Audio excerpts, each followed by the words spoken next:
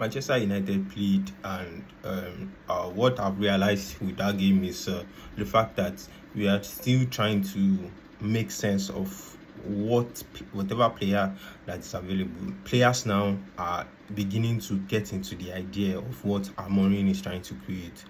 It's now left to him to use the players that he has currently and the ones coming to make sense for the rest of the season. I don't think only Tottenham in that competition that I fear so much, and I pray that at least a team beat them out so that when we get to the finals, we play something soft.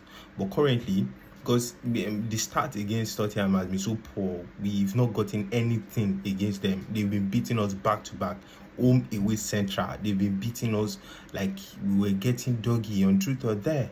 So it's not like we have a very good team that can play Tottenham. That's why I'm scared to play Tottenham. I want to go into this discussion, and because of the current situation of Manchester United, so many people will not believe that Bruno Fernandes deserves Ballon d'Or.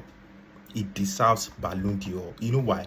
There is nothing Modric did that Bruno Fernandes has not done for Manchester United. Modric collected the Ballon d'Or. Let's win this Europa. If we win this Europa, Bruno Fernandes deserves Ballon d'Or like every other player on that list.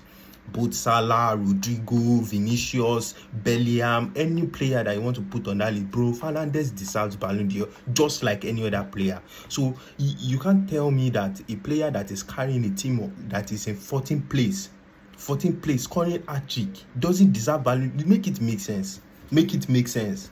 It doesn't deserve Ballon d'Or. And you guys are not talking about it because of your bias, because Manchester United is in a very bad place. As we bad wish, we are still producing something. I just pray that Dogu gets better in shooting and crossing. Dalu gets better in shooting and crossing. He scored today, but I'm not so. There is something about Dalu. I think when he plays so much games, he gets better.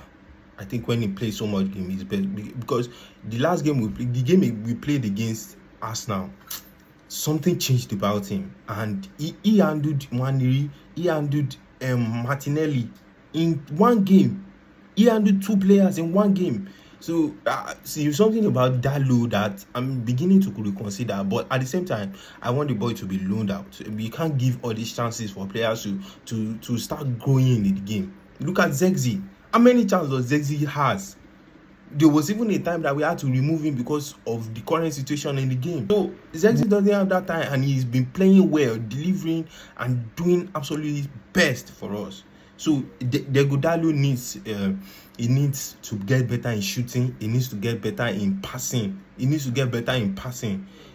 There are so many lapses in that game, but they were not obvious because of maybe Real Sociedad were not. I think Kubo too was not Kubo. He did not Kubo.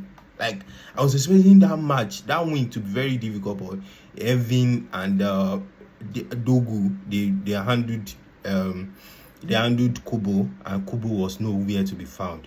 I want you to understand that that referee should be given an award for the way he impacted the game. The first penalty was so soft. I was what? What kind of penalty is this? This wouldn't be given in the Premier League. It was so soft. Not to even talk of our own. Our own too was not deserving. That was not a clear penalty. But we got it. We got it because we are Manchester United. I think that is the pride. We got the penalty because of aside the penalty, we deserve to win. That's a fact. Aside those penalties, we deserve to win because we played more, we connected more, we pressed more.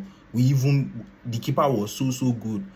Assuming the keeper was Onana, I think we'll have considered maybe 7. But the keeper was so good, he had to just concede 4 out of all our shots because they were good shots. They were very good play. We played very well, so we deserved the win without the penalties. So, but the penalty just helped the game, or helped us achieving our aim faster. because we needed to win that game. I want to correct something. You all came for Madrid the other day when they won against Atletico Madrid. You need to understand something. This thing can happen to everybody. The referee, everything favored them. When you are looking for something like this, when you are looking for a referee decision that could help you progress, and if you can't find it, you will cry. And referee pour spit, you will cry. Me pour spit for my face. But I feel Madrid should have won that game, assuming they started Camavinga and not Tchouaméni. Tchouaméni, he played woefully for me. He played woefully. Tchouaméni made Rodrigo the Paul. He made the Paul so good, in the sense that he was Rodrigo the Paul was dominating the midfield more than the way Tchouaméni did. So I think Madrid deserves the win. Madrid deserves the win, whether penalty or no penalty. Whether the way they just it. We'll keep supporting teams that win. It is not a matter of how did you win. It's not a matter of how did you win. Did you win? In life now, let's say you are hustling, you are doing everything in life, you are trying to. Nobody's going to ask you for the pain, the sorrow, and everything that you went through. Did you win? Did you win?